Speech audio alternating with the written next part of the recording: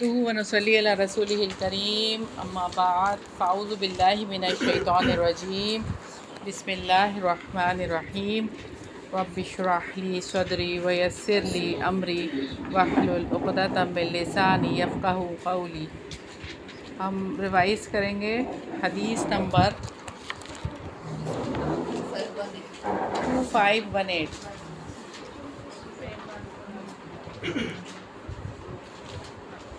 حضرت انس بن مالک کہتے ہیں کہ کچھ یہودی رسول اللہ صلی اللہ علیہ وسلم کے پاس آئے، آپ صلی اللہ علیہ وسلم نے ان کے بارے میں دریافت کیا۔ صحابہ رضی اللہ عنہم نے کہا، اے اللہ کے رسول صلی اللہ علیہ وسلم، یہ یہودی ہیں اور یہ اپنے بالوں کو نہیں رکھتے۔ آپ صلی اللہ علیہ وسلم نے فرمایا، یہودیوں کی نشانی کو بدل دو لیکن سیاہ رنگت سے مت بھرو۔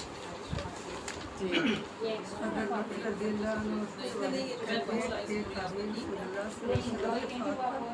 اس کے بعد اس کا بیٹا آیا، اس نے اس کو دھوکہ دیا اور اپنی ران پر بٹھا دیا۔ اس کی بیٹی پہنچ گئی، اس نے اس کو اپنے پہلو میں بٹھا دیا۔ آپ صلی اللہ علیہ وسلم نے فرمایا، انہیں ان دونوں کے درمیان صاف کیوں نہیں کیا؟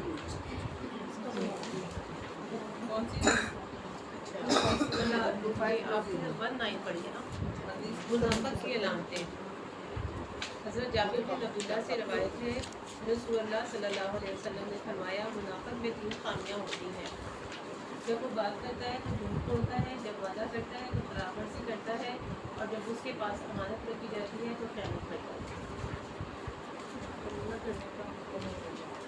حضرت انس سے روایت ہے کہ حضور صلی اللہ علیہ وسلم نے فرمایا، روزہ کیا کرو کیونکہ شیاطین روزہ نہیں رکھتے۔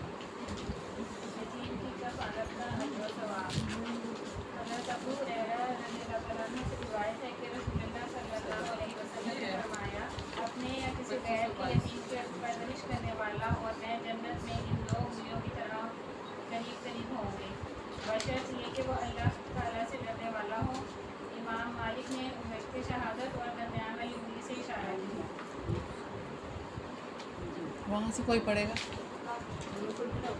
یہ دور بیٹھا۔ کہتے ہیں کہ عائشہ رضی اللہ عنہ سے پوچھا گیا کہ یا رسول اللہ صلی اللہ علیہ وسلم کے پاس اشعار سمجھ جاتے تھے، تو وہ کہا کہ یہ تو آپ کے صلی اللہ علیہ وسلم کو سب سے زیادہ نفرت والی بات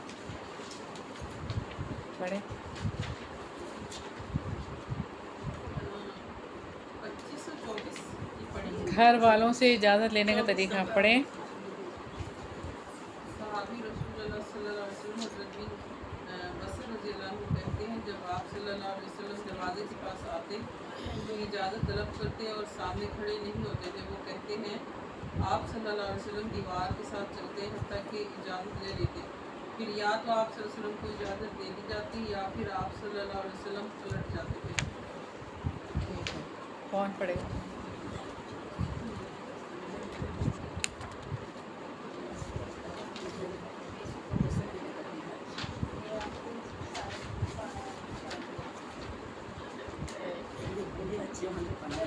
حضرت انس بن مالک سے روایت ہے کہ رسول صلی اللہ علیہ وسلم کا دروازہ ڈاکنوں سے کھٹکھٹایا جاتے تھا۔ کھٹکھٹایا جاتا تھا۔ ٹھیک ہے، پیچھے پیچھے پڑھیں۔ میمونہ آپ پڑھ لیں۔ اجازت سے پہلے کسی کے گھر میں جھانکنا منع ہے۔ حضرت ابوذر رضی اللہ تعالیٰ عنہ بیان کرتے ہیں کہ رسول اللہ صلی اللہ علیہ وسلم نے فرمایا، جس نے کسی کے گھر کا پردہ اٹھایا اور اجازت سے پہلے گھر میں دیکھنے لگا اور گھر والوں کی پردہ والی چیزوں کو دیکھ لیا، اس نے ایسی حد کا ارتکاب کیا جس کے لیے جال نہیں تھی۔ اگر اسی دوران جب وہ دیکھ رہا ہوتا ہے تو آدمی اس کے سامنے آتا ہے اور اس کی آنکھ کھول دیتا ہے تو میں اس پر کوئی عیب نہیں لگاؤں گا۔ ہاں، اگر کوئی شخص ایسے دروازے کو وہاں سے گزرتا ہے جس پر نہ وہ پردہ ہوتا ہے اور نہ وہ بند ہوتا ہے تو ایسے گھر کے اندر دیکھنے والے پر کوئی گناہ نہیں ہوگا، البتہ گھر والوں پر گناہ ہوگا۔ اگلی ہے حدیث پڑھ۔ آپ صلی اللہ علیہ وسلم کے پیچھے فرشتوں کا چلنا۔ حضرت جابر بن عبداللہ سے روایت ہے کہ نبی کریم صلی اللہ علیہ وسلم جب چلتے تو آپ کے صحابہ رضی اللہ عنہم آپ کے آگے چلتے، آپ کی پیٹھ کو فرشتوں کے چھوڑ دیتے۔ کرنا ہے آج کا پیپر یا پہلے کا؟ پہلے وہ دینے سارے 20 سارے کی ہے، یہ تو ہے اگلی دفعہ لے کے آؤں گی. یہ والا کر دیا, یہ آپ صلی اللہ علیہ وسلم کے ساتھ ہی خاص تھا. کر دیا. پیچھے پہ رسول اللہ صلی اللہ علیہ وسلم سے آگے چلتے تھے صحابہ کرام.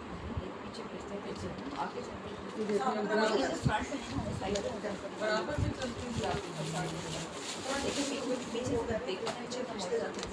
آپ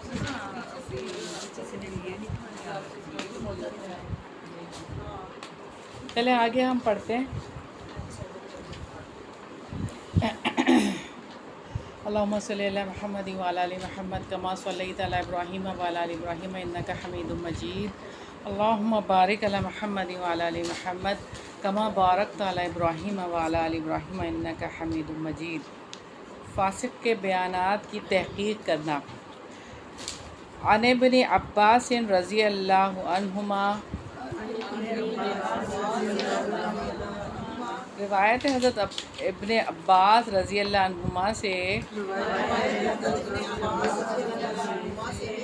قولا کہتے ہیں, کانا بعثا بھیجا تھا, الولید بن عقبۃ بن ابی معیط, ولید بن عقبہ بن ابی معیط کو, الی طرف بنی المستلق کے, لیاخذ تاکہ وہ لے لیں, منہم ان سے, الصدقات صدقات, وَأَنَّهُ اور بے شک وہ, لما جب, اتاہم آئے ان کے پاس, الخبر خبر, فرحوا سب خوش ہوئے, وخرجوا اور نکلے, لیتلقوا تاکہ وہ استقبال کریں, رسول پیغمبر کا, رسول اللہ اللہ کے رسول کے, وَأَنَّهُ اور یقیناً, لما جب, حدث بتایا گیا, الولید ولید کو, انہم بے شک وہ, خرجوا سب نکلے, یتلقونہ استقبال کریں آپ کا, رجع لوٹ آئے, الی رسول اللہ صلی اللہ علیہ وسلم طرف رسول اللہ صلی اللہ علیہ وسلم کے, فقال پس کہا, یا رسول اللہ صلی اللہ علیہ وسلم, اے اللہ کے رسول صلی اللہ علیہ وسلم, انا یقیناً, بنی المستلق بنی مستلق نے, قد تحقیق منعو روک لیا, صدقہ صدقہ, فغضب پس غصہ آیا, رسول اللہ صلی اللہ علیہ وسلم رسول اللہ صلی اللہ علیہ وسلم کو, من ذالک اس سے, غضباً غصہ, شدیداً شدید, فبینما پس اسی اسنا میں, ہوا وہ, یحدث باتیں کر رہے تھے, نفسہ اپنے آپ سے, ان یہ کہ, یغزوہم جہاد کریں ان سے, اذ تب, اتاہ آیا ان کے پاس, الوفد وفد, فقالو تو انہوں نے کہا یا رسول اللہ صلی اللہ علیہ وسلم، اے اللہ کے رسول صلی اللہ علیہ وسلم، انا بے شک حدثنا ہمیں خبر ملی ہے، انا یقیناً رسول کا قاصد آپ کا رجع لوٹ آیا، من نصف الطریق آدھے سے راستے سے، وَإِنَّ اور یقیناً خشینا ہم ڈر گئے، ان یکونا یہ کہ ہو، انما بے شک ردہ واپس بلا لیا ہوگا، کتاب خط سے، جاءہ آیا ہے اس کے پاس، من کا تیری طرف سے، لغضب غصے سے، غضبتہ غصہ کیا آپ نے، علینا ہم پر، اور وَإِنَّا اور یقیناً ہم، نعوذ ہم پناہ مانگتے ہیں، باللہ اللہ کی، من غضب اللہ اللہ کے غصے سے، وغضبی اور غصے سے، رسول ہی اس کے رسول کے، وَإِنَّ اور بے شک رسول اللہ صلی اللہ علیہ وسلم، رسول اللہ صلی اللہ علیہ وسلم، استعتبہم راضی کر لیا ان کو، وہم حالانکہ ارادہ کیا تھا،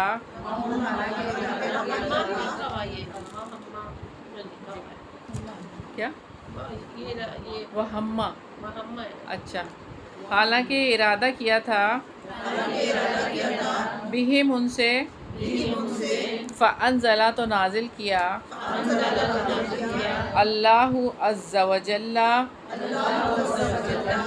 اللہ عز و جل نے، عذرہم عذر ان کا، فی الکتابی کتاب میں، یا ایہا الذین آمنوا اے وہ لوگوں جو ایمان لائے ہو، ان جاءکم اگر لے آئے تمہارے پاس، فاسقن کوئی فاسق، بنبأ کوئی خبر، فتبینوا تو تحقیق کر لیا کرو، ان یہ کہ نہ، تصیبوا تم پہنچا دو، قوماً کسی گروہ کو، بجہالت لا علمی سے، فتصبحوا پھر اٹھانا پڑے، علی اوپر اس کے، ما جو، فعلتم تم نے کیا، نادمین ندامت۔ سیدنا ابن عباس رضی اللہ عنہما سے روایت ہے کہ وہ کہتے ہیں کہ رسول اللہ صلی اللہ علیہ وسلم نے ولید بن عقبہ بن ابی معیط کو بنو مستلق کی طرف صدقات کی وصولی کے لیے بھیجا۔ جب ان لوگوں کو ان کی آمد کی خبر ہوئی تو وہ بہت خوش ہوئے اور رسول اللہ صلی اللہ علیہ وسلم کے قاصد کے استقبال کے لیے باہر نکلے، لیکن جب ولید کو ان کے استقبال کے طور پر باہر نکلنے کا بتلایا گیا تو وہ رسول اللہ صلی اللہ علیہ وسلم کے پاس واپس لوٹ آئے اور کہا، اے اللہ کے رسول صلی اللہ علیہ وسلم، بنو مستلق نے صدقہ روک لیا ہے۔ رسول اللہ صلی اللہ علیہ وسلم کو اس پر بہت غصہ آیا۔ ابھی آپ ان کے خلاف جہاد کا سوچ ہی رہے تھے کہ بنو مستلق کا وفد آپ کے پاس پہنچ گیا اور انہوں نے کہا، اے اللہ کے رسول صلی اللہ علیہ وسلم، ہمیں پتہ چلا ہے کہ آپ صلی اللہ علیہ وسلم کا قاصد نفس طریق سے واپس لوٹ آیا ہے، اور ہم ڈر گئے کہ کہیں ایسا نہ ہو کہ آپ صلی اللہ علیہ وسلم کو ہم پر غصہ آیا ہو، جس کی وجہ سے آپ صلی اللہ علیہ وسلم نے قاصد کو رقعہ لکھ کر واپس بلا لیا ہو، تو ہم اللہ اور اس کے رسول صلی اللہ علیہ وسلم کے غصے سے اللہ کی پناہ مانگتے ہیں۔ رسول اللہ صلی اللہ علیہ وسلم نے ان کو راضی کیا، حالانکہ آپ صلی اللہ علیہ وسلم ان کے خلاف جنگ کرنے کا ارادہ کر چکے تھے۔ اللہ تعالیٰ نے اپنی کتاب میں ان کا عذر نازل فرمایا، اے ایمان والو، اگر کوئی فاسق تمہیں کوئی خبر دے تو تم اس کی اچھی طرح تحقیق کر لیا کرو، کہیں ایسا نہ ہو کہ نادانی میں کسی قوم کو نقصان پہنچا دو، پھر اپنے کیے پر پریشان ہونا پڑے۔ اچھا، اب یہاں ہم دیکھتے ہیں اس حدیث میں بہت ہی اہم اصول ہیں جن کی طرف نشاندہی کی گئی ہے، کہ وہ یہ کہ ہر فرد اور حکومت کی یہ ذمہ داری ہے کہ اس کے پاس جو بھی خبر یا اطلاع آئے، بالخصوص بدکردار، فاسق، مفسد قسم کے لوگوں کی طرف سے، تو پہلے اس کی تحقیق کر لیں اور غلط فہمی تاکہ نہ ہو کہ اس بنا پر کوئی غلط فیصلہ نہ ہو جائے۔ اب ہمارے یہاں چونکہ آپ دیکھیں کہ کس طرح کے حالات ہیں کہ لوگ کس طرح کی گفتگو کرتے ہیں، گپ شپ کو بڑا پسند کیا جاتا ہے، اور اس کی کوئی بھی ایسی بات نہیں ہوتی، بس بیٹھے ہیں زور شور کے ساتھ کوئی باتیں کر رہے ہیں اور کسی ایک آدمی کے بارے میں باتیں شروع ہو جاتی ہیں، ٹھیک ہے، اور پھر غلط باتیں بھی اس کے ساتھ منسوب ہو جاتی ہیں، اور اس کا جو ہے وہ ایک اس بارے میں وہ آدمی مشہور بھی ہو جاتا ہے اور اس کو کانوں کان خبر بھی نہیں ہوتی اور وہ ان ساری باتوں سے بری بھی ہوتا ہے۔ تو سیدنا ابو ہریرہ رضی اللہ عنہ نے اسی کے بارے میں ایک حدیث بیان کی ہے کہ نبی پاک صلی اللہ علیہ وسلم نے فرمایا، کفا بالمرء کذبا ان یحدث بکل ما سمع، آدمی کے جھوٹا ہونے کے لیے یہ بات کافی ہے کہ جو سنے اسے بغیر تحقیق کے بیان کر دے۔ تو آگے بیان تو کسی صورت نہیں کرنی چاہیے، کوئی سی بھی بات ہو تحقیق کر کے بیان کرنی چاہیے۔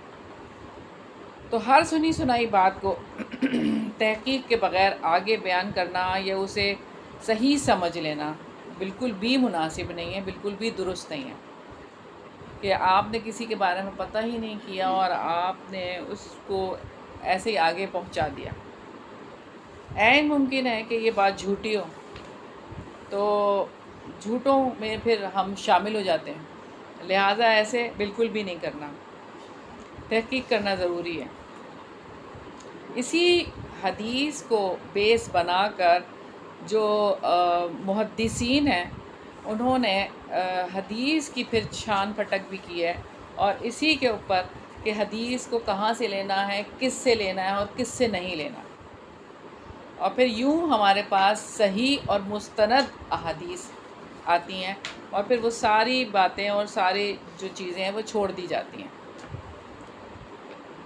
اور اس میں صحابہ کرام کی رضی اللہ عنہم کی عظمت اور منقبت کا بیان ہے کہ ان کو نبی کریم صلی اللہ علیہ وسلم سے شدید محبت تھی کہ قاصد کی آمد پر ہی جو ہے وہ دوڑ پڑے تھے، بہت خوش ہوئے تھے، استقبال کے لیے باہر آ گئے تھے، اور یہ بھی معلوم ہوا کہ وہ آپ صلی اللہ علیہ وسلم کی نافرمانی سے بہت زیادہ ڈرتے بھی تھے کہ نہیں ایسا نہ ہو کہ نافرمانی ہو اور ہمارے پر عذاب آ جائے۔ اور یہاں پہ جس شخص کا ذکر ہے ولید بن عقبہ بن ابی معیط، یہ آپ لوگوں کا ہوم ورک ہے، ان کے بارے میں پتہ کر کے آئیں گے کہ یہ کون ہے، کریں گے پتہ؟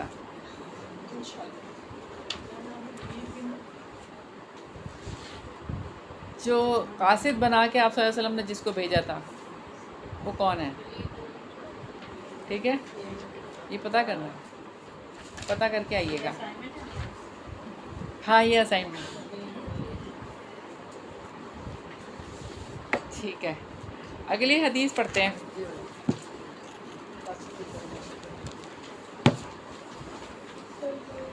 رسول اللہ صلی اللہ علیہ وسلم کا صحابہ کی معاونت کرنا. حدیث نمبر 2529 ہے. ان انس بن مالک رضی اللہ عنہ، روایت ہے انس بن مالک رضی اللہ عنہ سے، قول انہوں نے کہا، کانا تھے رسول اللہ صلی اللہ علیہ وسلم،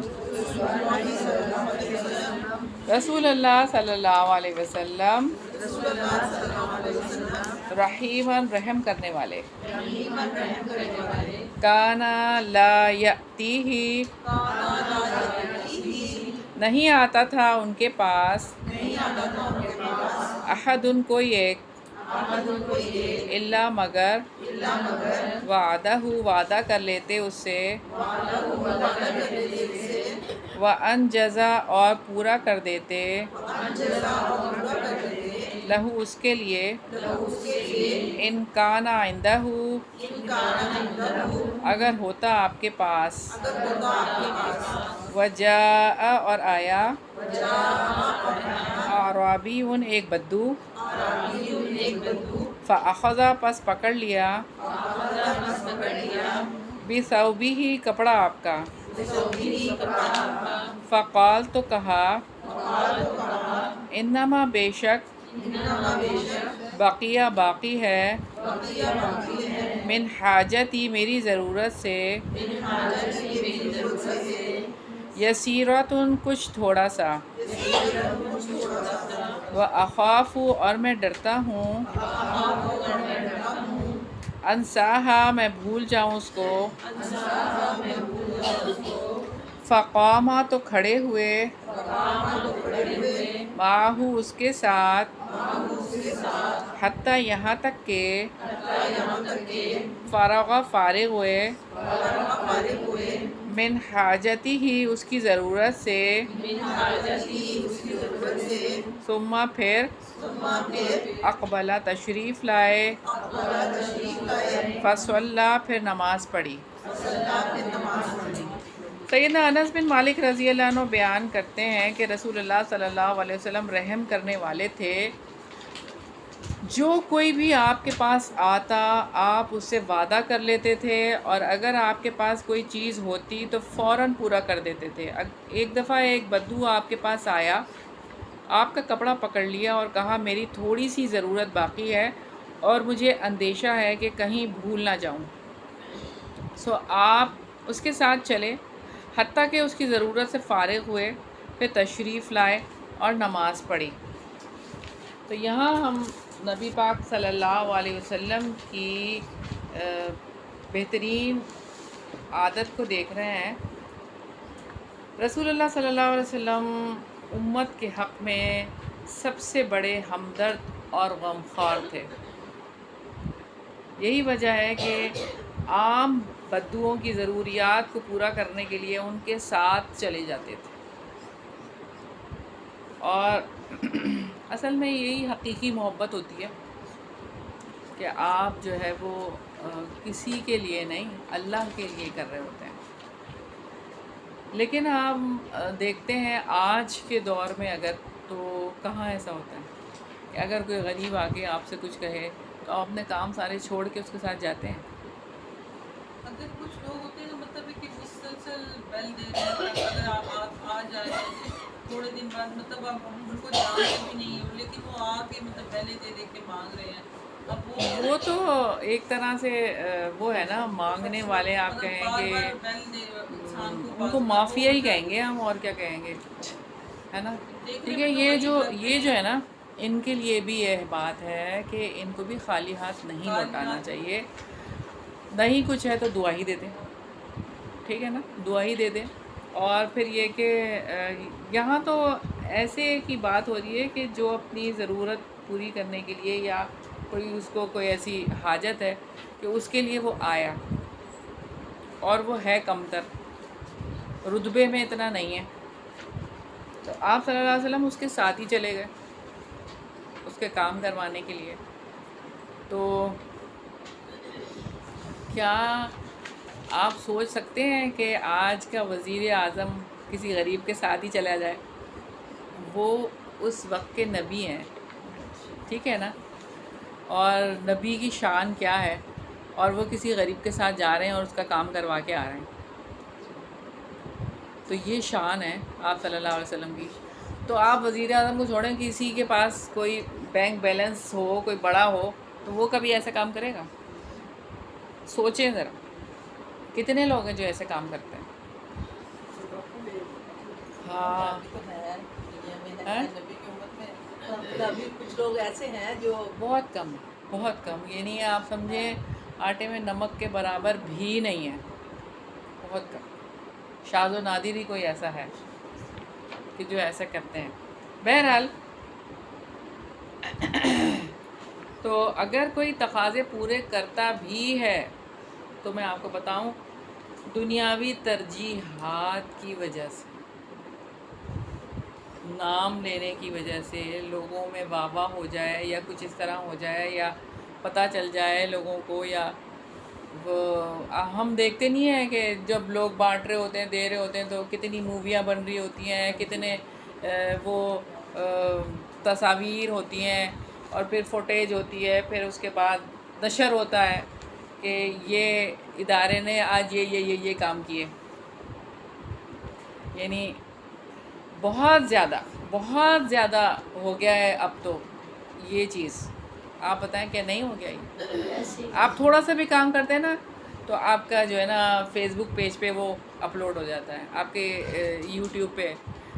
کبھی کوئی ایسی نیکی کی ہے کہ جس کا صرف آپ کو اور آپ کے رب کو پتہ ہو اور کسی کو نہ پتہ ہو؟ اللہ کا سر عند اللہ، وہ والی آپ نے سنی ہوگی. تو وہ کیا ہے کہ کوئی ایسی نیکی کی ہے آپ نے کبھی کہ جس کو کسی انسان کو پتہ ہی نہیں، صرف آپ اور اللہ جانتے ہیں اس نیکی کے بارے میں؟ ایسی نیکیاں کریں کہ آپ اور اللہ جانتے ہو اور کوئی نہ جانتا ہو. پھر ایک ہاتھ سے دو دوسرے ہاتھ کو پتہ نہ چلے. ہاں جی بالکل، یہ بات ہے. تو ایسے ہی جیسے آپ نے کہا کہ ویڈیو وغیرہ بنا لیتے ہیں یہ، لیکن اگر وہ اپنی سوچ کو کنورٹ کر لیں کہ یہی ویڈیو کچھ ایسے لوگ دیکھیں جو ہم سے انسپائر ہو کے تو وہ بھی ایسا کام کریں. ہاں بہت اچھی پھر تو بات ہے، نیت کا ملتا یہ ہے بالکل نا. صحیح بات ہے. نیت کا بھی دخل ہو جاتا ہے اس کے اندر کہ وہ اس نیت سے بنائیں کہ دوسروں کو ترغیب ملے. بہت اچھی بات ہے یہ تو. لیکن یہ کہ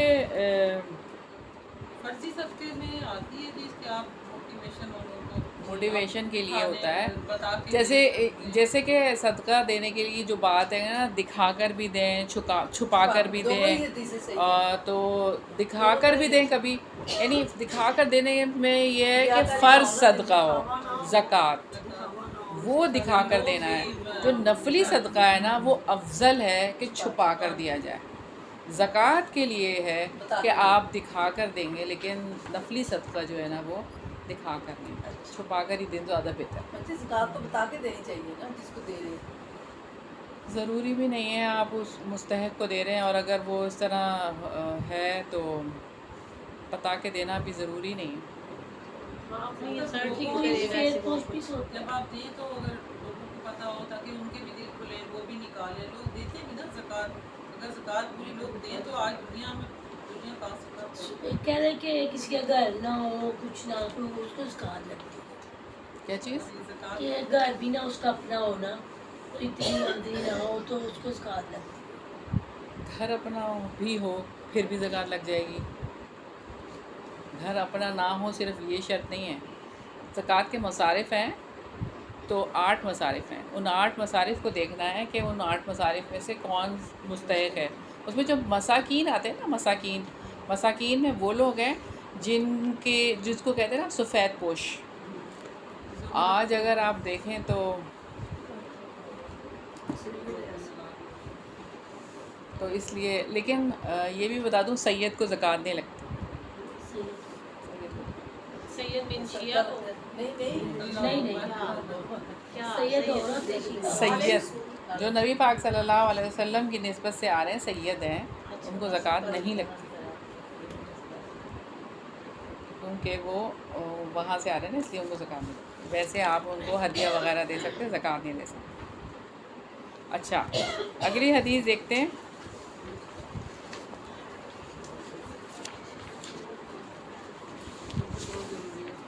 رسول اللہ صلی اللہ علیہ وسلم کی شفاعت کیسے ممکن ہے؟ حدیث نمبر 2530 ہے، ان خادم للنبی صلی اللہ علیہ وسلم، روایت ہے خادم سے نبی صلی اللہ علیہ وسلم کے، رجل ایک مرد، او امرأتن یا ایک عورت سے، قال اس نے کہا، کانا مما تھے اس میں سے جو، یقولو وہ کہتے، للخادمی خادم سے، اللہ کا کیا تیرے لیے، حاجتن کوئی ضرورت ہے، قال کہا اس نے، حتیٰ یہاں تک کہ، کانا تھا، ذات یومن ایک دن، فقال تو کہا، یا رسول اللہ صلی اللہ علیہ وسلم، اے اللہ کے رسول صلی اللہ علیہ وسلم،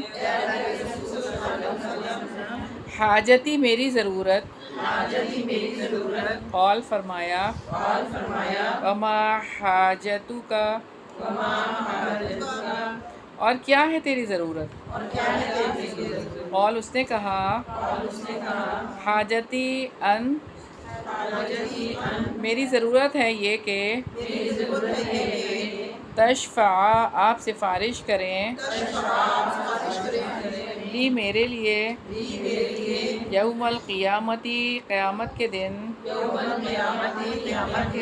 قال فرمایا، ومن اور کس نے، دلکا رہنمائی کی تیری، علی ھذا اوپر اس کے، قال اس نے کہا، ربی میرے رب نے، امالا کیوں نہیں، قالا فرمایا، امالا کیوں نہیں، فاعنی پس مدد کرو میری، بکثرت السجود سجدوں کی کثرت سے۔ اچھا یہاں پہ یہ حدیث مکمل ہو گئی ہے، لیکن حدیث کا ریفرنس نہیں دکھا رہا۔ نبی کریم صلی اللہ علیہ وسلم کے خادم یا خادمہ سے روایت ہے کہ وہ کہتے ہیں کہ آپ صلی اللہ علیہ وسلم خادم کو جو کچھ کہا کرتے تھے، اس میں سے ایک بات یہ تھی کہ آپ صلی اللہ علیہ وسلم پوچھتے کیا تیری کوئی ضرورت ہے؟ بالآخر ایک دن خادم نے کہا، اے اللہ کے رسول صلی اللہ علیہ وسلم، میری ایک حاجت ہے۔ تو آپ صلی اللہ علیہ وسلم نے پوچھا، تیری کیا حاجت ہے؟ اس نے کہا، میری حاجت یہ ہے کہ آپ صلی اللہ علیہ وسلم روز قیامت میری شفاعت فرمائیں۔ تو آپ صلی اللہ علیہ وسلم نے فرمایا، اس مطالبے پر تیری رہنمائی کس نے کی؟ اس نے کہا کہ میرے رب نے، کیوں نہیں، بس آپ صلی اللہ علیہ وسلم نے فرمایا میری مدد کرو سجدوں کی ہاں میرے پروردگار نے، تو آپ نے فرمایا کیوں نہیں، بس سجدوں کی کثرت سے میری مدد کر۔ تو نبی کریم کے یہاں پہ جو بات ہے وہ اگلی حدیث یہ جاری ہے، مکمل نہیں ہوئی ہے، آگے بھی ہے، آگے پڑھتے ہیں۔ آپ کے پاس مل گئی آپ کو یہ نا، درمیان میں حدیثیں آ گئی ہیں۔ حدیث نمبر 2530 جو ہے نا 2532 کے بعد آ رہی ہے، حدیث نمبر 2532 کے بعد آپ دیکھیں، آ گئی، مل گئی آپ کو، نیکسٹ پیج پہ۔ کانا مما تھے اس میں سے جو، یقول للقادمی وہ کہتے خادم سے، اللہ کا کیا تیرے لیے، اچھا یہ تو وہی ہے نا، وہی ہے، یہ دوبارہ ریپیٹ ہو گئی ہے۔ چلیں ٹھیک ہے، ایک پیج ریپیٹ ہو گیا، یہ یہاں پہ آنا تھا اور اس طرح سے ہو گیا۔ ऐसा नहीं ہے اتنی ہی. दोबारा आगे कर नहीं, ये जो है ना ये ज़्यादा हो गई, ये वाला इसका यहाँ पे आ गया थोड़ा सा, लेकिन ये पूरी है, मामू और तस्मा अपनी बेस्ट ये नीचे पूरी है. جی جی ٹھیک ہے. تو اس حدیث کو ہم دیکھتے ہیں، تھوڑا سا اس کو صحیح کر لیجیے گا.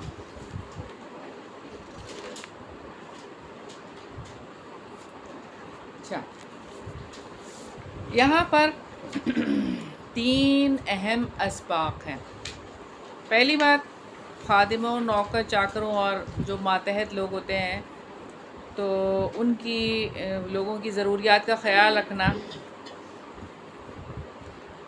صرف ان کی تنخواہ یا مزدوری کی بات نہیں ہے، باقی بھی خیال رکھنا.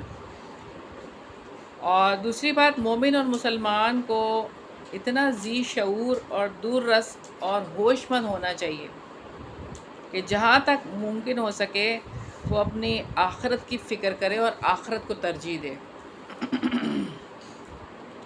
اور تیسری بات یہ ہے کہ رسول اللہ صلی اللہ علیہ وسلم کی سفارش کے حصول کے لیے اللہ تعالیٰ کے سامنے جھک جائے اور صرف دعوے نہ کرے. 3 باتیں اس حدیث سے ہمیں پتہ چلتی ہیں.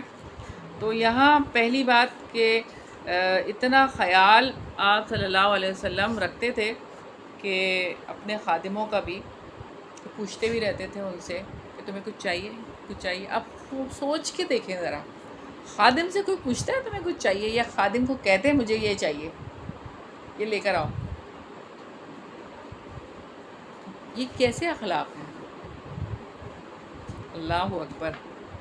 ہم لوگ سوچ سکتے ہیں اس بارے میں؟ کیا ہم لوگ تو سوچتے بھی نہیں ہیں. ہم لوگ کبھی سوچتے ہیں ایسے؟ ہم اپنی میڈ کو بٹھا کے کھانا کھلائیں، چلو آج میں پکا کے تمہیں کھانا کھلاتی ہوں. لا کے دیتے ہیں، ایسی تو بات نہیں ہے. نہیں، ایسی بات نہیں ہے. اس کے ساتھ مل کے کام کرتے ساتھ مل کے کام الگ بات ہے. ایک بات ہے اس کا خیال کرنا. کتنی زیادہ وہ جو گھروں میں کام کرنے والیاں ہوتی ہیں، پریگننٹ بھی ہوتی ہیں، ہاں، کبھی اس سلسلے میں ہم خیال کرتے ہیں کہ چلو آج تم کام نہ کرو، آج تمہاری طبیعت صحیح نہیں لگ رہی ہے، اب تم تھوڑا آرام کر لو، ایسے کر لو. یہ بات نہیں ہم کرتے. یہ دیکھیں نا، یہی تو بات ہے، یہی تو بات ہے. ہم اس کو انسان سمجھتے ہیں پھر کیا؟ یہی تو بات ہے. اور اگر کسی آفس وغیرہ میں کوئی ایسی بات ہے، کسی کی طبیعت اس طرح کی ہے، مزاج اس طرح کا ہے، یا ان کی عمر کا تقاضا ہے، ان کے ساتھ کوئی رعایت کرتے ہیں؟ کبھی بھی نہیں. فل ٹائم جاب ہے، جاب کریں گے تو اس کے پیسے ہیں، ادروائز آپ جا سکتے ہیں. ہمارے پاس بہت امپلائیز ہیں. بہرحال یہاں پہ تو یہ بات ہے. اور دوسری بات کیا ہے، اتنا ذی شعور کوئی خادم، آپ سوچیں، خادم اتنا ذی شعور ہے کہ ہاں حاجت ہے، اور وہ کیا حاجت ہے؟ آپ قیامت میں میری سفارش کریں، میں تو یہ چاہتی ہوں، یہ ضرورت ہے میری. آخرت چاہتے ہیں، دنیا نہیں. ہم تو دنیا ہی کرتے رہتے ہیں. دنیا میں یہ مل جائے، یہ مل جائے، یہ ہو جائے، یہ ہو جائے، یہ ہو جائے. آخرت کبھی سوچی ہے؟ آخرت کے بارے میں کبھی سوچا ہے؟ یہ نہیں. کسی سے میری بات ہو رہی تھی کہ جو اپنی گھڑی ٹوٹ جانے پہ، جو کہ بہت مہنگی ترین تھی، بہت افسردہ تھا. میں نے کہا کہ گھڑی کے ٹوٹنے پہ اتنی افسردگی ہے، کبھی اتنی افسردگی نماز کے چھوٹنے پہ ہوئی ہے؟ کبھی کلام پاک کو نہ پڑھا ہو اس پہ ہوئی ہے؟ کہتے نہیں. یہاں سے پتہ چلتا ہے ہماری ترجیحات، کہ ہمیں کتنا افسوس ہوتا ہے، کتنا دکھ ہوتا ہے کہ ہم وہ اعمال ترک کر دیں کہ جو کہ آخرت میں ہمارے کام آنے والے ہیں. دنیا کا ذرا سا نقصان ہم برداشت نہیں کرتے، اس پر ہم واویلا مچا دیتے ہیں. ہم اس کے الفاظ تھے کہ کیا اس پہ افسوس بھی نہ کروں، کیا اس پہ افسوس بھی نہ کروں، اتنی قیمتی چیز میری خراب ہو گئی. تو آپ سوچ کے دیکھیں، دنیا کی چیزیں اگر آپ کی چلی گئی ہیں یا کچھ ہو گئی ہیں تو کتنا ہم صدمہ کرتے ہیں، کتنا افسوس کرتے ہیں. آخرت کے لیے جو اعمال کمانے ہیں اس میں کمی بیشی ہو جائے، کبھی صدمہ ہوا، کبھی افسوس ہوا، کبھی سوچا اس بارے میں کہ یہ کیا ہو گیا مجھ سے، اب کیا ہوگا، اس کے لیے اور مزید کوئی زیادہ نمازیں پڑھ لیں، زیادہ رکعتیں کی، اگر ایک نماز لیٹ ہو گئی یا ایک نماز قضا ہو گئی تو زیادہ نمازیں پڑھیں، روئے، گڑگڑائے، معافی مانگی، کیا کرتے ہیں؟ نارمل روٹین ہے، چلو کوئی نہیں ابھی پڑھ لیتے ہیں اور بس پڑھ لیا اور بس ختم۔ تو آپ سوچیں تو اس بارے میں کہ کتنی ہوش مندی ہے، اور ہم کہاں پہ ہیں۔ لیکن اب ہمیں سوچنا ہے کہ آخرت کو ترجیح دینا، یہی تو آخرت کو ترجیح دینا ہے۔ دنیا کا کیا ہے؟ دنیا نے تو چلے ہی جانا ہے، آنا ہے جانا ہے، آنا ہے جانا ہے، یہ تو آنے جانے والی کام ہے دنیا تو۔ اصل چیز تو آخرت ہے۔ اگر آخرت ہے، آپ نے کبھی سوچا کہ میں نے یہ غیبت کری ہے تو جو میری نیکیاں ہیں وہ تو گئیں؟ کبھی فیلنگ ہوئی ہے کہ میرا جو آخرت کا اکاؤنٹ ہے وہ کم ہو گیا؟ دنیا کے اکاؤنٹ کی تو ہمیں بڑی فکر ہے نا، کیونکہ میرے اکاؤنٹ میں پیسے آئیں اور میرا اکاؤنٹ فل رہے اور میرے اکاؤنٹ میں پیسے کم ہو رہے ہیں، کتنی فکر ہے نا۔ آخرت کے اکاؤنٹ کی فکر ہے کہ یہاں سے نیکیاں ختم ہو گئیں یا نیکیاں ایڈ ہو رہی ہیں، کیا ہو رہا ہے؟ محاسبہ کرتے ہیں اپنا؟ ہاں، محاسبہ کرنا چاہیے اصل تو۔ جب آپ روزانہ ڈیلی بیسس پہ اپنا محاسبہ کریں گے تو پھر آپ کو پتہ چلے گا کہ اگلا دن آپ کا اس سے بہترین ہوگا، پھر اس سے بہترین، کیونکہ ہلاک ہو گیا وہ شخص جس کا آج اس کے کل سے بہتر نہ ہو، یہ نبی پاک صلی اللہ علیہ وسلم نے فرمایا۔ تو اس لیے ہمیں اس پر زور دینا چاہیے۔ اور تیسری بات یہ ہے کہ سفارش کے حصول کے لیے اللہ تعالیٰ کے سامنے یہی بات ہے، سفارش تو تبھی کریں گے نبی پاک صلی اللہ علیہ وسلم کہ جب آپ سجدوں کی کثرت کریں گے۔ سجدوں کی کثرت سے کیا مراد ہے؟ نفل نمازوں کی کثرت ہے۔ فرض نمازوں کے لالے پڑے ہوئے ہیں یہاں پر، تو نفلوں کی کہاں بات آئے گی؟ تو پہلے تو اپنے فرائض پورے کریں اور پھر جم جائیں، ڈٹ جائیں اس کے اوپر، استقامت اس کے اوپر ہو۔ یہ نہیں کہ اکثر ہی ایسا ہو کہ آپ کی فجر جا رہی ہو، اکثر ہی ایسا ہو کہ کوئی ایک نماز جا رہی ہو آپ کی، تو ایسا نہیں کرنا۔ استقامت کے ساتھ 5 نمازوں کو پکڑنا ہے، کیونکہ نمازیں ہی ہمیں لے کے جائیں گی جنت میں، اور یہی راستہ ہے۔ آپ صلی اللہ علیہ وسلم نے فرما دیا کہ شفاعت چاہیے تو کثرت کرو سجدوں کی کثرت سے کیا مراد ہے؟ نماز پڑھے، نفل نماز پڑھے۔ اگر کبھی فجر کی نماز ہو جائے تو زیادہ یہ پوری پڑھتے ہیں؟ پوری پڑھتے ہیں۔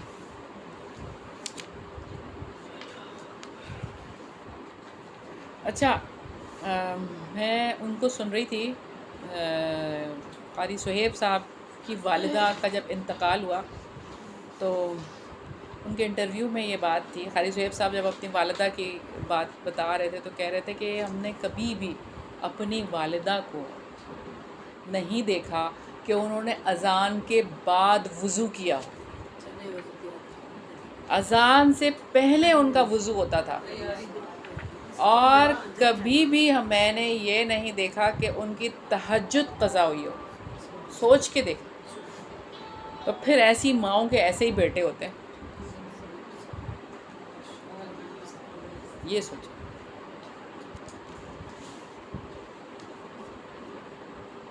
اچھا، اگلی حدیث پڑھیں گے۔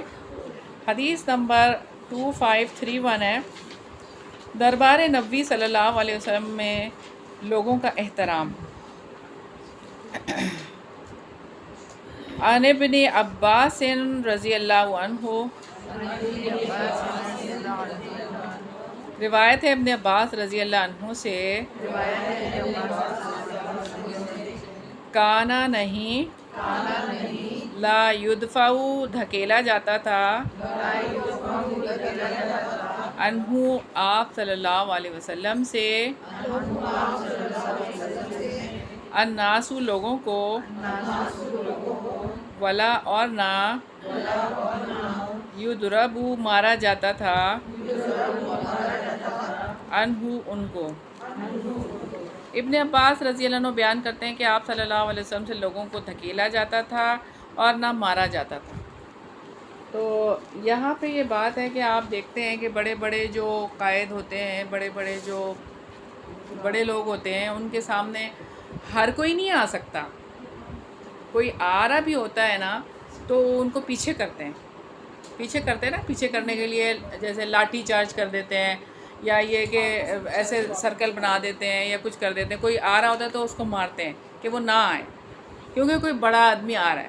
ٹھیک ہے، ایک وہ ہوتا ہے کہ آپ ہٹ جائیں، اور ایک پروٹوکول ہے. آپ صلی اللہ علیہ وسلم کے لیے ایسا نہیں ہوتا، ہر کوئی آ رہا ہوتا، کوئی نہیں روکتا تھا، کسی طرح سے بھی روکنے کی کوئی گنجائش ہی نہیں تھی.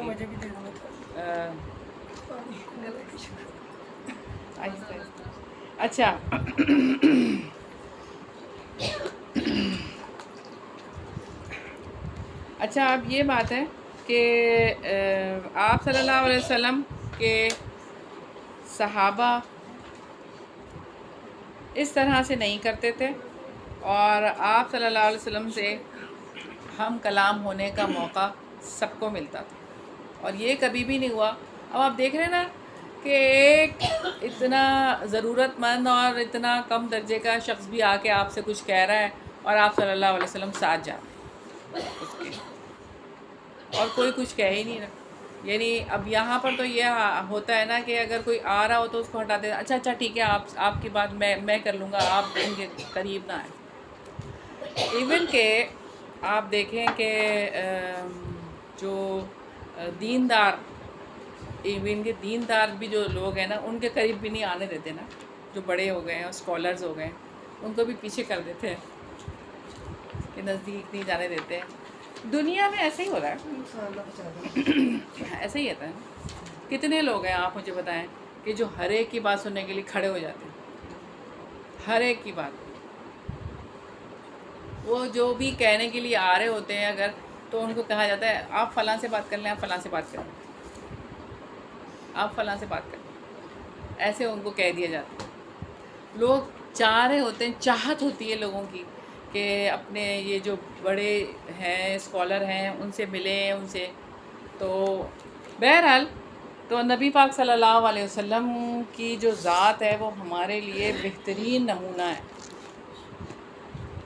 پتہ نہیں کیسے اخلاق ہیں یہ نبی پاک صلی اللہ علیہ وسلم کے، کہ اللہ تعالیٰ نے اپنے بعد جس ہستی کو مقدم رکھا ہے وہ آپ صلی اللہ علیہ وسلم نے. یوں ہی تو نہیں رکھا نا. کون آپ کو کتنے لوگ ایسے ملتے ہیں مجھے بتائیں کہ جو ایسے کرتے ہیں. آپ صلی اللہ علیہ وسلم کی ایک ایک ادا کو آپ دیکھیں.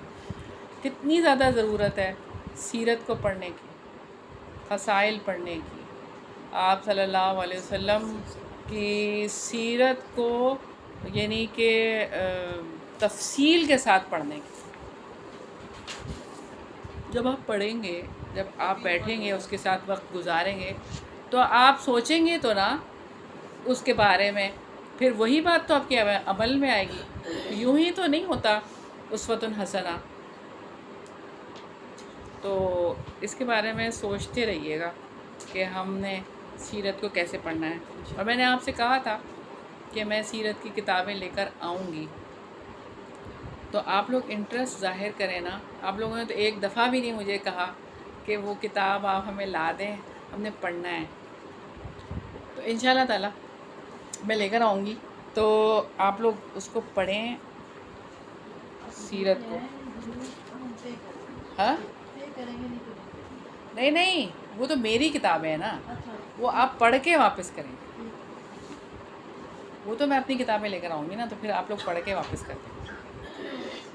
لیکن آپ لوگ اس کے بارے میں طے کریں گے کہ اتنے دن جو ہے نا وہ ہم اپنے پاس رکھیں گے. یہ نہیں کہ لے کے رکھے اور اچھا پڑھیں گے اور بس ختم بھول گئے. نہیں، آپ نے اس کو طے کرنا ہے باقاعدہ. جب میں لے کر آؤں گی نا ایک کے ساتھ بیٹھ کے نا، میں اس کا وہ بنائیں گے ہم ٹائم ٹیبل، ٹھیک ہے نا. اتنے پیجز ڈیلی پڑھیں گے تو اس حساب سے ہمیں پتہ چل جائے کہ کتنے دن میں یہ کتاب مکمل ہوگی. اتنے دن بعد آپ مجھے واپس کریں گے. اسی طرح ہوگا تو پھر آپ پڑھ سکیں گے، ورنہ تو نہیں پڑھ سکتے. اگر آپ اس کو ایسے ہی رکھ دیں گے نا تو نہیں پڑھ سکتے. جب آپ اس کو بانڈ کریں گے اور آپ گروپ میں شیئر کریں گے کہ آج میں نے اتنے صفحے پڑھ لیے ہیں ہر کوئی، سیرت کو اس طریقے سے بھی تو تو پڑھ سکتے ہیں. اس طرح پھر ہوگا، ورنہ تو نہیں ہو سکتا. جی ہم کلاس کی صورت میں تو سیرت کو پڑھ سکتے ہیں. ایز آپ لوگ کوئی دن رکھ لیں، آپ لوگ پڑھ لیں. تو کلاس کی صورت میں یعنی ہمارے پاس تو یہی پڑھنے کا ٹائم اتنا کم ہوتا ہے. یہ بھی ہم سیرت ہی پڑھ رہے ہیں. ہاں اس میں بھی سیرت ہے. نہیں، وہ سیلف اسٹڈی کی بات ہے فرا، سیلف اسٹڈی کی بات ہے. سیلف اسٹڈی کی بات الگ ہوتی ہے، ایک کلاس کے ماحول کی بات الگ ہوتی ہے. جب آپ سیلف اسٹڈی کرتے ہیں نا اس کے اثرات بھی الگ ہوتے ہیں. جب آپ تنہائی میں بیٹھ کے پڑھیں گے اس کے اثرات الگ ہوں گے. پہلے سب کو ضرورت ہے. ہاں، اور یہاں پر سارے ہی اس ایج کے لوگ ہیں کہ جن کے ذہن الحمدللہ شعوری طور پر وہ ہیں، کھلے ہوئے ہیں الحمدللہ. تو جیسے کہ 40 ایئرس کے بعد یا 40 کے قریب ہوں، 30 سے ابو ہو جائیں تو وہ لوگ جو ہے شعوری طور پر تو جاگ جاتا ہے نا، اور فکر تو لگ جاتی ہے نا. جی زیادہ تر نبوت 40 سال بعد ملی. ہاں بالکل، ایسے نبوت 40 سال کے بعد ہے، سب کو ملی ہے. اور 40 سال کے بعد وہ دعا آپ لوگ پڑھتے ہیں، ربی اوزعنی ان اشکر نعمتک التی انعمت علی وعلی والدی وان اعمل صالحا ترضی وادخلنی برحمتک وادخلنی برحمتک فی عبادک الصالحین. فی باتک الصالحین. ایک جگہ یہ ہے اور ایک ہاں، انی تبت وانی من المسلمین. اس کا ترجمہ کیا ہے؟ اللہ تعالیٰ مجھے قابو میں رکھ کہ میں آپ کا شکر ادا کیا کروں وہ نعمتیں جو آپ نے مجھ پر اور میرے والدین پر نازل. حضرت سلیمان رضی اللہ عنہ کی دعا ہے، اور ایک دفعہ حضرت ابراہیم علیہ السلام کی بات ہے اس میں. بہرحال آپ گروپ میں لکھ دینا تو پھر ہم یاد کر لیں گے. اچھا انشاءاللہ. 2 جگہ پہ ہے، ایک سورہ صافات میں ہے، ایک احقاف میں اور ایک اس میں ہے احقاف میں. صافات میں نہیں ہے، احقاف میں. ایک احقاف میں 36 اور دوسری میرے خیال میں نبل میں شاکی میں نبل میں ٹھیک ہے. اگلی حدیث ہم دیکھتے ہیں. آپ صلی اللہ علیہ وسلم کا ضعیف صحابہ کا خیال رکھنا. حدیث نمبر 2532 ہے. ان جابر بن عبداللہ رضی اللہ عنہ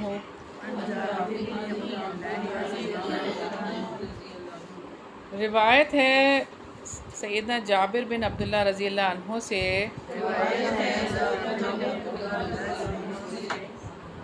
کانا صلی اللہ علیہ وسلم تھے صلی اللہ علیہ وسلم یتخلف پیچھے رہتے المسیرتی چلنے میں فیوز جی پس لے کے چلتے ضعیفہ ضعیف کو ویردفو اور پیچھے بٹھاتے ویدعو اور دعا کرتے لہم ان کے لیے. سیدنا جابر بن عبداللہ رضی اللہ عنہ سے مروی ہے کہ آپ صلی اللہ علیہ وسلم چلنے میں پیچھے رہتے، کمزور کو چلاتے اور اپنے پیچھے بٹھاتے اور صحابہ کے لیے دعا کرتے تھے. تو کبھی ایسا ہوتا ہے کہ با اقتدار لوگ پیچھے چلیں اور انسانیت کی خدمت کرتے رہیں. سب سے زیادہ جو معاشرے کے اعلیٰ افراد ہیں وہ سب سے زیادہ ادنا افراد سے دور ہیں. ہمارے معاشرے کتنی دوری ہے. جسے کہتے ہیں ہم اشرافیہ، وہ بالکل الگ ہیں، اور جو پسا ہوا طبقہ ہے وہ بالکل الگ ہے. آج آپ دیکھتے ہوں گے کہ لوگ سڑکوں پہ نکل آتے ہیں بجلی کے بل لے کر، بجلی کے بل جلا رہے ہوتے ہیں یا کہہ رہے ہوتے ہیں. کسی کا کوئی اثر ہوتا ہے؟ کوئی پرسان حال ہے؟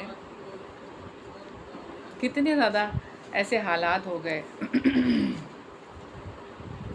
اور یہ تو ممکن ہی نہیں ہے، ناممکنات میں سے ہے کہ کوئی گورنر یا کوئی ضلع کا کونسلر کبھی جائے اور ان لوگوں کے گھروں میں جا کے ان کی خدمت کرے. کبھی دیکھا ہے؟ تو دین کی سمجھ ہوتی ہے نا، جو اس کے رویوں میں کچھ یہ چیزیں آ جاتی ہیں. اور اگر ہم نارملی دیکھیں تو اس وقت آپ کو یہ چیز تو کہیں بھی نظر آئے گی، خاص طور پر یہ جو اقتدار میں لوگ ہیں، MNA MPA تو حالات ہی اپنی گاڑی میں جاتے ہیں اور اپنی گاڑی میں اور گاڑی بھی کیسے جاتی ہے؟ راستے بھی تیز. تو بند ہو جاتے ہیں راستے بھی بند. آگے پیچھے ٹریفک بند. تو حالات آپ صلی اللہ علیہ وسلم نے فرمایا کہ وہ ہم میں سے نہیں ہے جو بڑوں کی عزت نہیں کرتا اور چھوٹوں سے شفقت کا معاملہ نہیں کرتا. آپ سوچ کے دیکھیں. تو نبی پاک صلی اللہ علیہ وسلم رسالت اور نبوت کے سب سے عظیم منصب پر تھے، سب سے عظیم منصب. لیکن آپ کا سب سے مضبوط تعلق غریبوں، یتیموں، مسکینوں، بے سہارا لوگوں کے ساتھ تھا. یہی وجہ ہے کہ سب سے پہلے ایمان لانے والے بھی یہی لوگ تھے. عمرہ اور سرداران نہیں تھے، وہ بعد میں ایمان لے کر آئے. پہلے جو ایمان لانے والے لوگ ہیں وہ یہی تھے، پسے ہوئے لوگ تھے. اور عمر رسیدہ اور بوڑھی عورتوں کی خدمت کرنا، شاید آپ کو وہ واقعہ یاد ہوگا. آپ صلی اللہ علیہ وسلم کے پڑوس میں ایک عورت رہا کرتی تھی، اور جب اس کو یہ پتہ چلا کہ نبی پاک صلی اللہ علیہ وسلم نے نبوت کا دعویٰ کیا ہے تو وہ آپ کے اوپر کیا کرتی تھی؟ پورے گھر کا کوڑا جمع کر کے پھینکتی تھی اوپر سے. اور وہ پھر یہ کہ ایک دفعہ وہ بیمار ہو گئی اور پھر نبی پاک صلی اللہ علیہ وسلم آئے اور اس کو پتہ ہی نہیں چلا کہ کون آ رہا ہے کون جا رہا ہے، خدمت ہو رہی ہے اس کی. جب اس کی حالت بہتر ہوئی تو پھر اس کو پتہ چلا کہ یہ تو آپ صلی اللہ علیہ وسلم ہیں کہ جو خدمت کر رہے ہیں. تو اس عورت نے کیا کہا، وہ بوڑھی تھی تو یہی کہا. تو آپ صلی اللہ علیہ وسلم نے فرمایا کہ میرے رب نے مجھے یہی حکم دیا ہے، اور آپ نے جب کوڑا نہیں پھینکا تو مجھے فکر لاحق ہوئی کہ آپ نے تو پھینکا ہی نہیں، آپ خیریت ہو. آپ سوچ سکتے ہیں، ہم تو کہیں چلو اچھا ہوا یہ تو جان چھوٹی کہ یہ تو نہیں ہو رہا، یہ تو کوڑا تو نہیں آ رہا، نہ شکر ہے. ہیں؟ اچھا یہ حدیث صحیح ہے. یہ اچھا میں دیکھتی ہوں مجھے نہیں پتا لادری لادری. ٹھیک ہے. وہ تھی نا ابو صاحب کی ریل میں نہیں وہ ڈفرینٹ واقعہ ہے. یہ بوڑھی عورت کا واقعہ اور ہے. چلیں اس کو میں دیکھتی ہوں، آپ مجھے بھیجیے گا اگر آپ کے پاس ہے نا تو مجھے بھیجیے گا، مجھے نہیں پتہ اس بارے میں لا علم ہوں. اچھا بہرحال اور بھی بہت سارے واقعات ہیں کہ جو ہمیں ملتے ہیں کہ ایک بوڑھی عورت جا رہی تھی اور آپ صلی اللہ علیہ وسلم نے اس کا سامان بھی اٹھایا تھا، سارا اٹھا کے راستے بھر وہ آپ صلی اللہ علیہ وسلم برا بھلا کہتی رہی اور اس کو پتہ ہی نہیں تھا کہ یہ آپ صلی اللہ علیہ وسلم. اور جب اینڈ پہ سارا سامان دے دیا تو پھر پتہ چلا تو حیران اور پریشان ہو گئی کہ میں تو اتنا برا بھلا کہہ دے رہی، ایک لفظ بھی اس نے جا کہا ہو اور خدمت کر کے وہ چلا کے، وہ کیسے ہو سکتا ہے؟ وہ ایمان لے آئی۔ وہ کہی اسی کے ڈر سے تو میں گاؤں چھوڑ کے جا رہی ہوں۔ ہاں انہوں نے کہا کہ جب آپ محمد کہی میں محمد کے ڈر سے میں ہی محمد ہوں، تو ایک دم صحیح۔ بہرحال تو اور بھی آپ کو واقعات ملیں گے، ٹھیک ہے۔ یہ جو پہلا واقعہ ہے اس کی تحقیق کریں گے کہ یہ ضعیف ہے، سننے میں آ رہا ہے، ٹھیک ہے۔ آگے ہم حدیث دیکھتے ہیں، حدیث نمبر 2533 ہے۔ اب یہ حدیث جو ہے 33 تو ہم نے پڑھی نہیں۔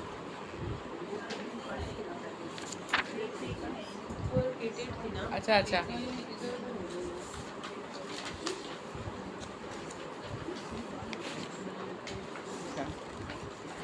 چلے میں یہاں سے پڑھتی ہوں، یہاں پہ ملی ہے آپ لوگوں کو؟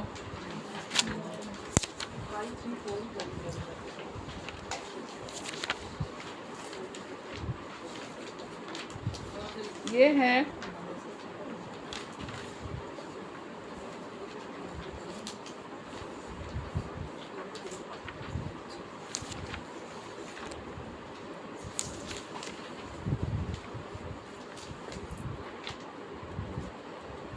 وہی حدیث ہے، یہ جو حدیث ہے نا ہم نے جو پڑھی ہے، حدیث نمبر 2530، تو یہ وہی حدیث ہے جو کہ 2533 میں ہے، اور یہی ہے جو آپ کہیں تھے نا جو دوبارہ آ گئی ہے، یہ سیم حدیث ہے، ٹھیک ہے۔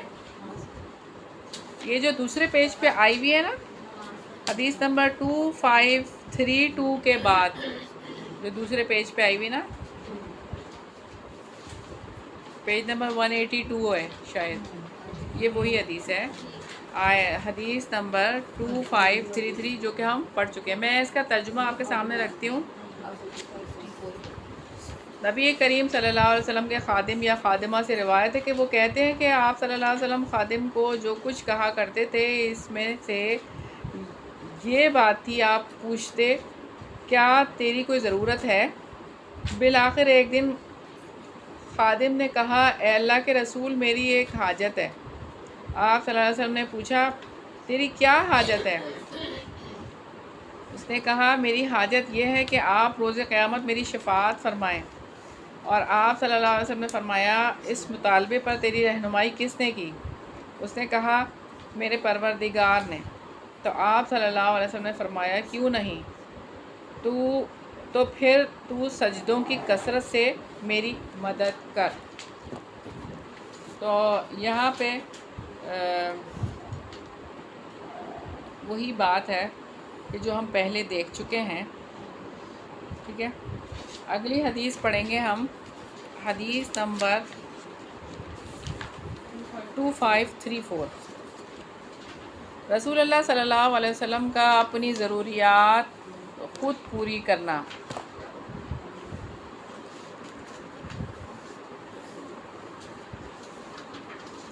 عن ابن عباس رضی اللہ عنہ، روایت ہے ابن عباس رضی اللہ عنہ سے، کانا رسول اللہ صلی اللہ علیہ وسلم، تھے رسول اللہ صلی اللہ علیہ وسلم، یجلسو بیٹھ جاتے، علی الارض زمین پر، وَيَأْكُلُ اور کھاتے تھے، علی الارض اوپر زمین کے، وَيَعْتَقِلُ اور وہ باندھ کر دھوتے تھے، شاتا بکریوں کو، وَيُحِبُّ اور وَيُجِيبُ اور قبول کرتے، دعوت المملوکی غلام کی، علی خبز الشعیر اوپر روٹی کے جو کی. یہ حدیث بھی ہم پہلے پڑھ چکے ہیں. سیدنا عبداللہ بن عباس رضی اللہ عنہ سے مروی ہے کہ رسول اللہ صلی اللہ علیہ وسلم زمین پر بیٹھ جایا کرتے تھے، زمین پر بیٹھ کر ہی کھاتے تھے، بکری کا دودھ دو لیتے تھے اور جو کی روٹی کی دعوت دینے والے غلام کی دعوت قبول کر لیتے تھے. ٹھیک ہے، تو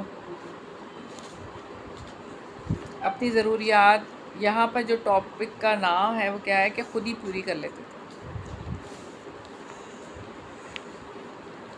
کوئی پروٹوکول کا کوئی وہ نہیں تھا کہ کوئی پروٹوکول ملے کچھ ہو، ایسا کچھ بھی نہیں تھا.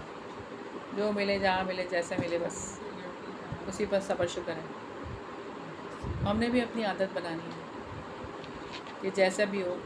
بعض لوگ ہوتے ہیں ان کو ذرا سی اونچ نیچ ہو جائے، مجھے نیند نہیں آئی رات میں، میری جگہ بدل گئی تھی، میرا یہ ہو گیا تھا، مجھے میرے ساتھ فلاں ہو گیا تھا.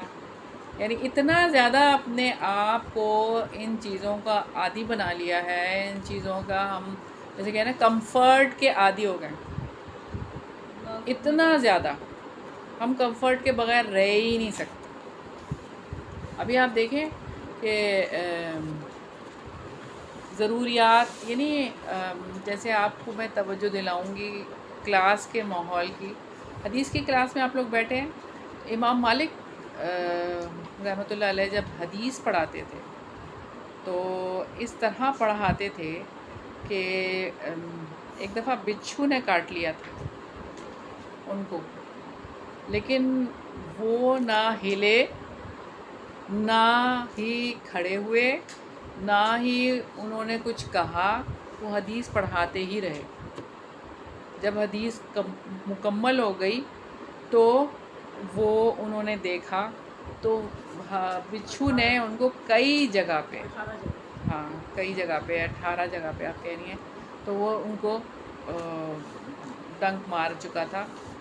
تو ابھی میں یہ دیکھ رہی تھی کہ آپ لوگوں کو تھوڑا سا آپ لوگ کر لیں، حدیث کی کلاس لے رہے ہیں، نبی پاک صلی اللہ علیہ وسلم کی بات ہے، میری بات نہیں ہے. آپ صلی اللہ علیہ وسلم کی بات کے سامنے کسی کو ترجیح نہ دیں. تھوڑی سی پیاسی لگی ہے نا، کیا ہوا، کلاس کے بعد پی لیں گے. میں بھی آپ کے سامنے بیٹھی ہوئی، بہت شدید آپ کی اگر اتنی حالت بری ہو گئی تو ٹھیک ہے، لیکن یہ کہ یہ بات آپ نے یاد رکھنی ہے کہ درمیان میں کوئی اس طرح کی بات جو دنیاوی بات ہے نا، قطعی نہیں کہنی. آپ کی بات نہیں ہے، سب کو ہی میں بتا رہی ہوں کہ ایک بات ہے کہ سب کو یہ بات پتہ چل جائے کہ دنیا کی بات تو ہم نے کچھ کرنی ہی نہیں ہے نا. اگر کوئی بات ہے تو اشارہ کرتے، ٹھیک ہے، اس لیے کہ بہت بڑی وعید ہے، کیونکہ ہمارے اعمال برباد ہو جائیں گے، ہمارے اعمال ہی نہیں رہیں گے. اگر ہم نے نبی کی بات کے اوپر اپنی بات کر دی، ہمارے اعمال برباد ہو جائیں گے. تو اپنے اعمال کو بچانا ہے، صرف یہ بتانا مقصود ہے، اور کوئی بات نہیں ہے. تو یہاں پہ جو بات ہے نبی پاک صلی اللہ علیہ وسلم کی کہ کس طرح سے آپ صلی اللہ علیہ وسلم کے معاملات تھے، اور آپ صلی اللہ علیہ وسلم ہر چیز پہ یعنی کہ غلام کی دعوت پر بھی چلے جاتے تھے، چھوٹی سی روٹی کے لیے بھی چلے جاتے تھے. حدیث نمبر 2535 ہے. ان ابی ایوب رضی اللہ عنہ، روایت ہے حضرت ابو ایوب رضی اللہ عنہ سے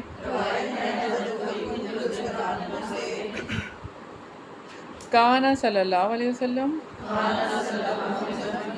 تھے نبی صلی اللہ علیہ وسلم، یرکبو سوار ہوتے، الحمارہ گدھے پر، ویقصفو اور سلائی کرتے، نعلا جوتے، یہ بھی ہم ریپیٹ کر رہے ہیں نا، نعلا جوتے کی، ویرقو اور پیون لگاتے، القمیص قمیص کو، ویقول اور کہتے من رغیبہ جس نے اعراض کیا، عن سنتی میری سنت سے، فلیس منی تو نہیں ہے مجھ سے۔ سیدنا ابو ایوب رضی اللہ عنہ بیان کرتے ہیں کہ آپ صلی اللہ علیہ وسلم گدھے پر سوار ہوتے، جو جوتا سلائی کرتے اور قمیص کو خود ہی پیون لگا لیا کرتے تھے، اور فرماتے تھے جس نے میری سنت سے اعراض کیا وہ مجھ سے نہیں۔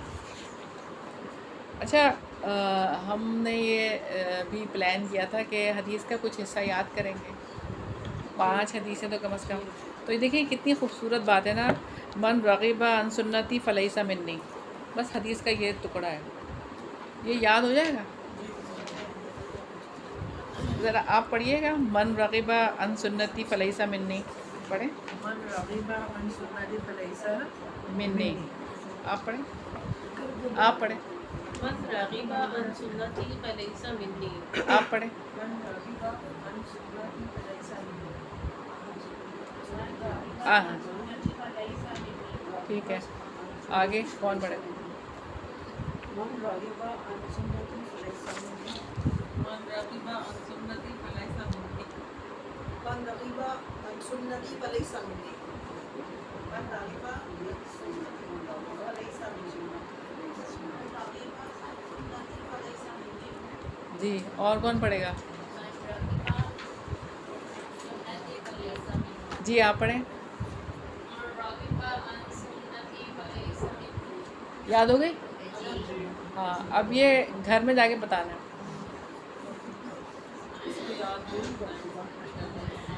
اگلے ٹیسٹ میں یہ حدیث دے دیں۔ تو ہم تو اٹھتے بیٹھتے اتنی سنتیں مطلب اس کی اوپینین ہو رہی ہوتی ہیں، ہاں اتنی بڑی بات ہے کہ بالکل، آپ دیکھیں یہاں پہ جو بات ہے، اب نماز کا طریقہ اگر ہم کسی کو بتائیں کہ نماز جو ہے آپ سے طریقے سے ایسے پڑھی جاتی ہے، تو بعض اچھا اوقات پہلے دھیان نہیں نا دیتے۔ پہلے تو ہی پڑھ رہے اسٹیج ہیں، پہ، پڑھ رہے ہیں۔ اصل میں بات یہ ہے کہ ہمیں جو ہے نا وہ سوچنا چاہیے آپ صلی اللہ علیہ وسلم کی سنت۔ سب سے پہلی جو بات ہے نا وہ کیا ہے کہ آپ صلی اللہ علیہ وسلم نے ایک صحابی کو جب ایک جگہ کا گورنر بنا کر بھیجا تھا نا، تو ان کو کیا کہا تھا؟ پہلے تو توحید کی بات کرنا نا، پہلے تو ان کو توحید کی بات کرنا، پھر نماز سکھانا، پھر زکوٰۃ پہ آنا، پھر اس طرح سے آہستہ آہستہ۔ تو پہلے ہم اللہ کی محبت تو سکھاتے نہیں ہیں، پہلے اللہ سے محبت تو کریں نا، کروائیں نا ان کو۔ نماز ان کی جیسی بھی ہے، اگر وہ پڑھ رہے ہیں تو ٹھیک ہے، پڑھنے دیں، ابھی آپ ان کو نماز کو نہ چھیڑیں۔ جب اگر وہ آپ سے کوئی اختلاف کرنا شروع کر دیں ایک دم سے، تو پھر تو آپ ان کو کچھ کر ہی نہیں پائیں گے نا، وہ کیا کریں گے؟ تو پہلے ان کے اندر تھوڑی اللہ تعالیٰ سے محبت اور پیدا کریں نا، اللہ کی محبت ڈالیں، اور پھر ان کے سامنے وہ روایات لے کر آئیں، خود نہ بات کریں، اچھا آپ پہلے نہ، لیکن اللہ کا ڈر ڈالتے ہیں، پہلے لوگ اللہ کا ڈر پہلے ڈال دیتے ہیں، ڈرا پہلے دیتے ہیں، بلکہ پہلے بچوں کو بھی اچھی اللہ کا باتیں- ڈر ہی بٹھاتے ہیں، جی اللہ تعالیٰ ماریں گے، اللہ تعالیٰ یہ کر دیں گے، تو میں اللہ تعالیٰ چلے پیار جائیں گے۔ کریں گے، یہ نہیں کہتے۔ اللہ تعالیٰ کی رحمت، اللہ تعالیٰ کا تو اتنا پیار ہے بچوں کو کہ بچوں کے اعمال ہی نہیں لکھے جا رہے۔ سب سے بڑی دلیل تو یہ ہے کہ اتنی محبت ہے اللہ تعالیٰ کو ان سے، بچوں سے، 10 سال تک تو کوئی اعمال لکھے ہی نہیں جا رہے ان کے۔ تو اس کا مطلب کیا ہے؟ اللہ تعالیٰ ان کو پسند کر رہا ہے نا، اسی لیے نہیں لکھے جا رہے نا۔ کس کے نہیں لکھتے اعمال، کس کا حساب کتاب نہیں ہوتا، جن کو اللہ تعالیٰ پسند کرے۔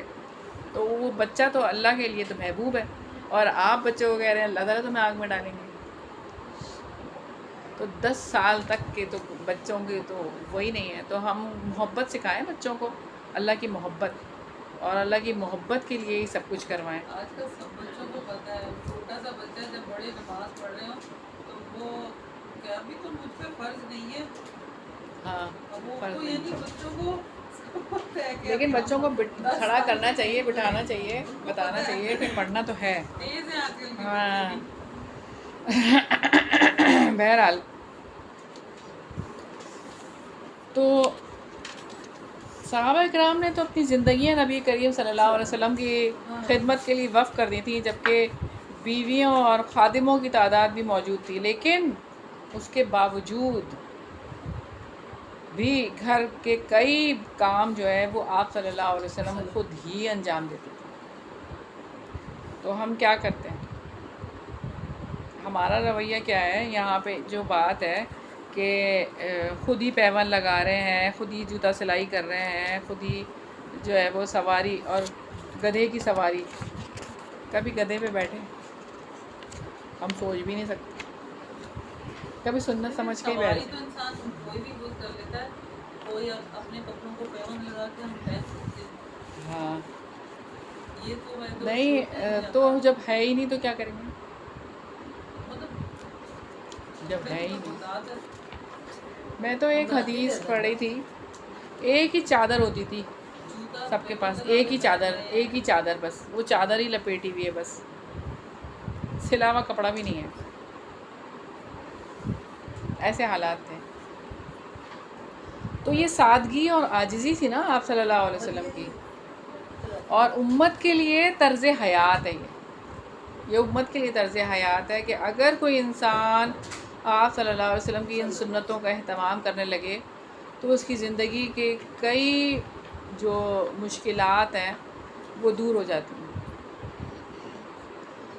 پہلی بات، تکبر ختم ہو جاتا ہے، تکبر ہی نہیں آتا اس کے اندر۔ جب وہ اپنے سارے کام خود کر رہا ہو، جوتا اپنے ہاتھوں سے سلائی کر رہا ہو، اپنے قمیض میں پیون لگا رہا ہو، یہ سارے چھوٹے چھوٹے کام ایسے کر رہا ہو، تکبر رہتا ہے، ہاں عاجزی آتی ہے بالکل۔ اور یہ کہ رسول اللہ صلی اللہ علیہ وسلم کی سنت سمجھ کر کبھی کبھار کر ہی لینا چاہیے۔ اگر آپ کہہ رہے ہیں کہ ایسے کبھی بھی نہیں ہوا تو سنت سمجھ کے کر لیں۔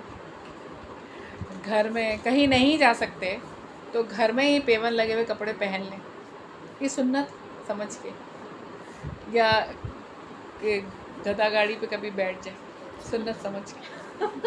کیسے بیٹھے کوڑے والے لے کے جاتے کوڑے والے بھی اب گاڑی پہ آتے ہیں، گدھے گاڑی پہ کوئی نہیں آتا، بائک پہ آتے تھے، اب نہیں آتا کوئی بھی گدھا گاڑی پہ، اب وہ اس پہ آتے ہیں آٹو رکشہ پہ۔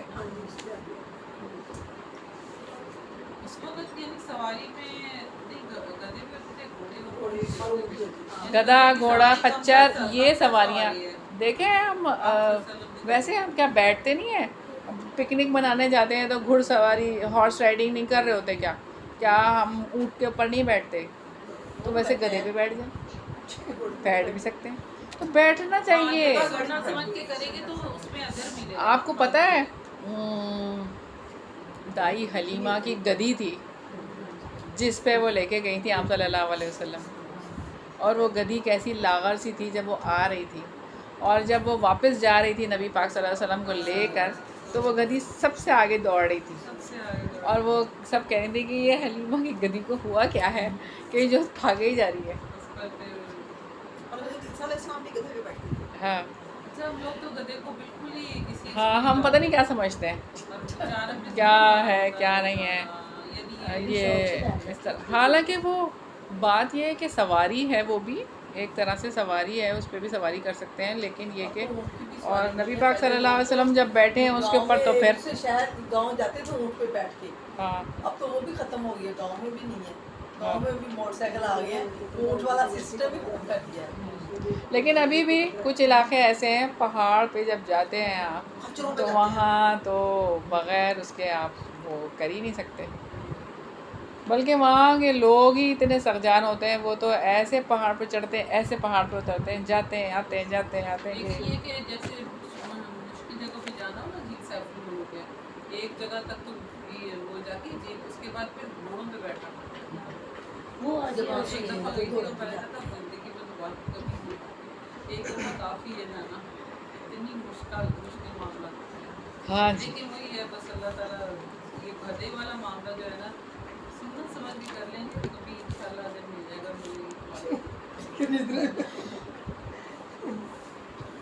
انشاءاللہ اللہ تعالیٰ کروائیں۔ اونٹ کے اوپر بیٹھے ہیں آپ لوگ؟ جی کتنے لوگ بیٹھے اونٹ پہ بیٹھے کراچی میں بیچ پر اور باقی لوگ نہیں بیٹھے اونٹ پہ؟ میں بھی بیٹھی تھی تو گر جاتا ہے کہ ایسی گھوڑے پہ گدا گاڑی پہ سب تو بیٹھے الحمدللہ.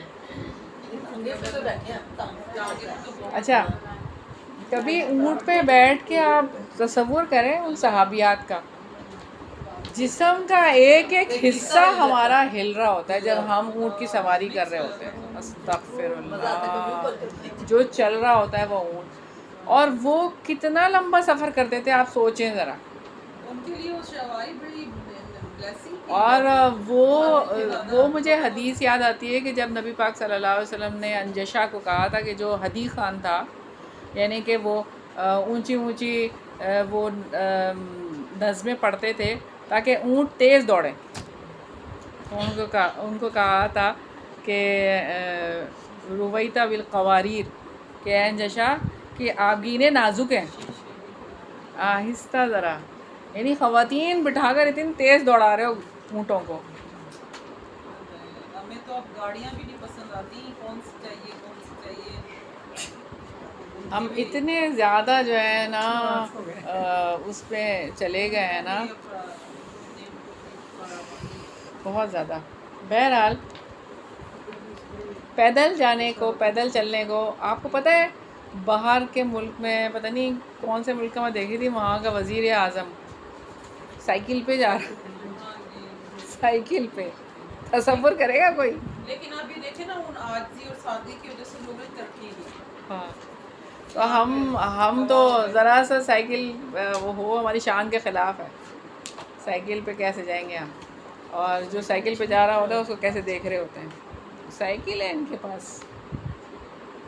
اور پیدل چلنے کو ہم نے بالکل ہی ختم کر دیا ہے، پیدل نہیں چل سکتے. پیدل چلنا تو ہمارے لیے، بلکہ ہم نے پیدل چلنے کو نا ایک نیا نام دے دیا، واک پہ جا رہے ہیں، واک کر رہے ہیں، واک کر رہے ہیں. نہیں، ضرورت کے لیے ہم پیدل نہیں جائیں گے لیکن ہم واک ضرور کریں گے. اپنی صحت کا خیال رکھیں گے. ہاں گاڑی پہ بیٹھ کے واک کرنے جاتے ہیں، پہلے گاڑی پہ جاتے ہیں، پارک میں پھر وہاں کے واک کرتے ہیں. ٹھیک ہے، ہم یہیں تک ہی رکھتے ہیں، ٹائم بہت زیادہ ہو گیا ہے.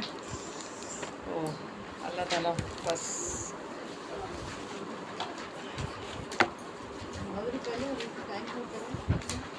ہاں آپ لوگ بتا دیں، ہم 3:30 بجے کا ٹائم رکھ لیں.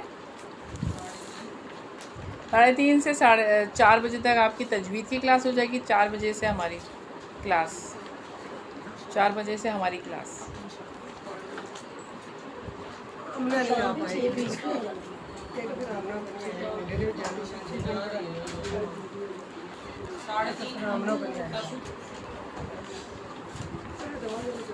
جی بتائیے، آپ لوگ بتائیے.